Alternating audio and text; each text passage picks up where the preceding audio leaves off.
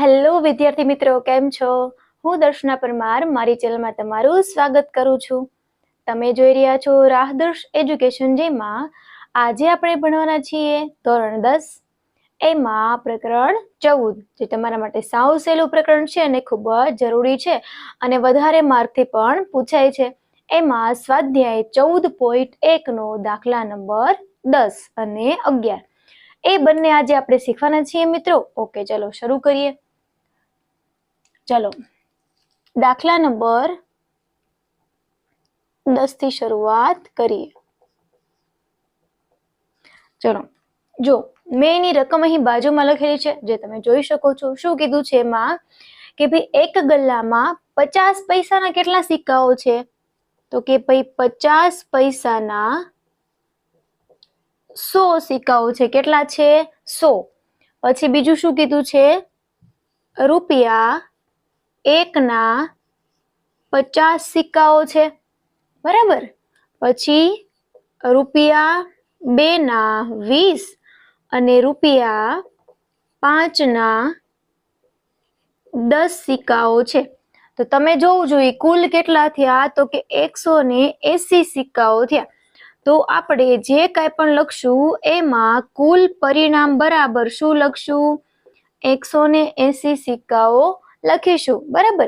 હવે જ્યારે ગલ્લાને ઊંધો કરવામાં આવે છે, બરાબર, ત્યારે તેમાંથી પહેલી સંભાવના કીધી છે કે 50 પૈસાનો સિક્કો આવે તેની સંભાવના કેટલી? બીજી પૂછી છે કે રૂપિયા 5 નો સિક્કો ન આવે તેની સંભાવના કેટલી? તો સૌથી આપણે પહેલા માટે લખીએ. સૌથી પહેલા ચલો ઘટના એ કઈ દીધી છે આપણે એને? ઘટના એ બરાબર શું લખીશું? કોની સંભાવના પૂછે છે આપણને? 50 પૈસાનો સિક્કો મળે તેની સંભાવના. તો લખીએ 50 પૈસાનો સિક્કો મળે તેની સંભાવના. ચલો આપણું સૂત્ર લખીશું. હવે શું લખીએ છીએ આપણે? ઘટના એના શક્ય પરિણામ એના છેદમાં કુલ પરિણામ. ચલો આટલું થઈ ગયું, બરાબર. ચલો હવે આપણે લખી દઈએ ઘટના એના શક્ય પરિણામ કેટલા છે? તો કે જોઈએ 50 પૈસાના કુલ કેટલા સિક્કાઓ છે? 100. તો આપણે લખીએ અહીં 100. 100 ના છેદમાં કુલ 180. 0 0 નીકળી જાય.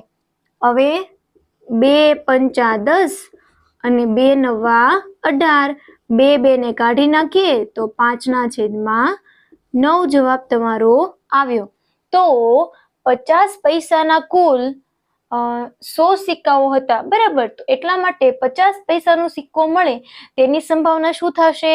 5 ના છેદમાં 9, બરાબર.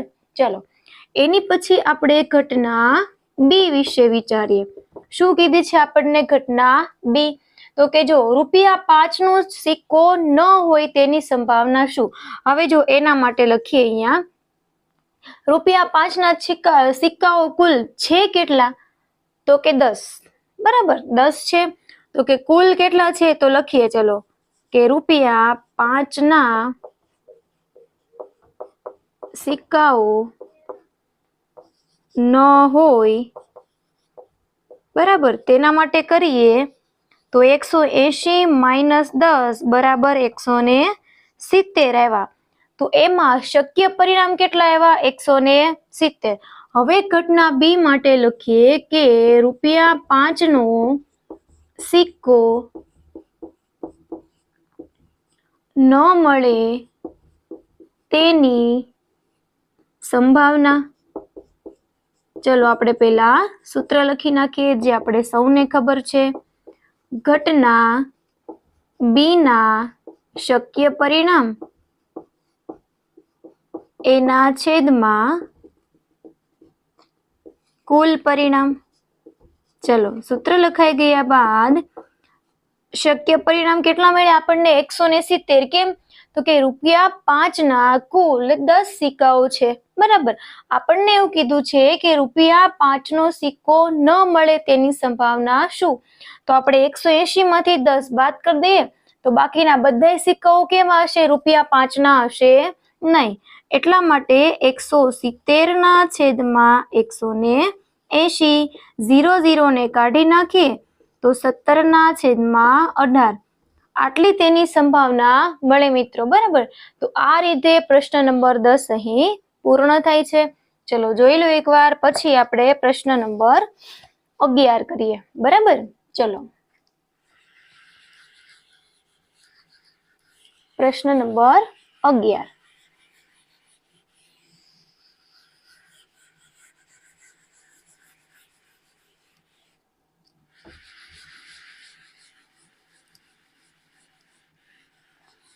જો મિત્રો તમને આ દાખલામાં કાંઈ પણ પ્રકારનો પ્રશ્ન હોય તમે મને કમેન્ટ કરીને જણાવી શકો છો.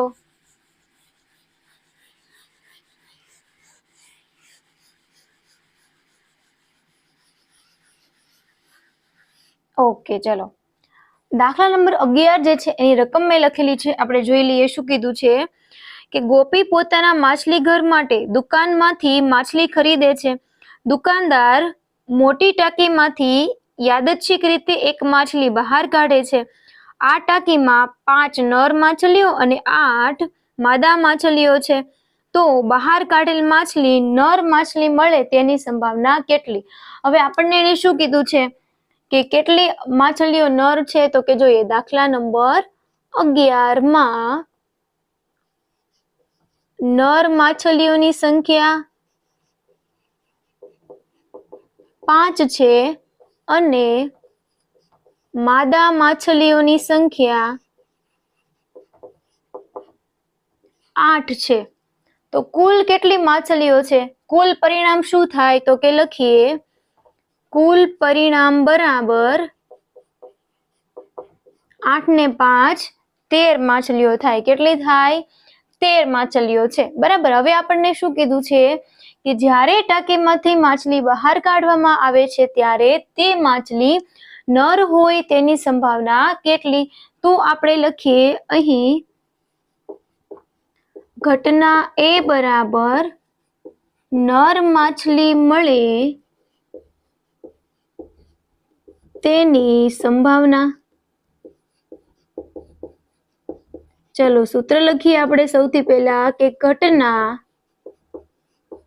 એના શક્ય પરિણામ એના છેદમાં કુલ પરિણામ.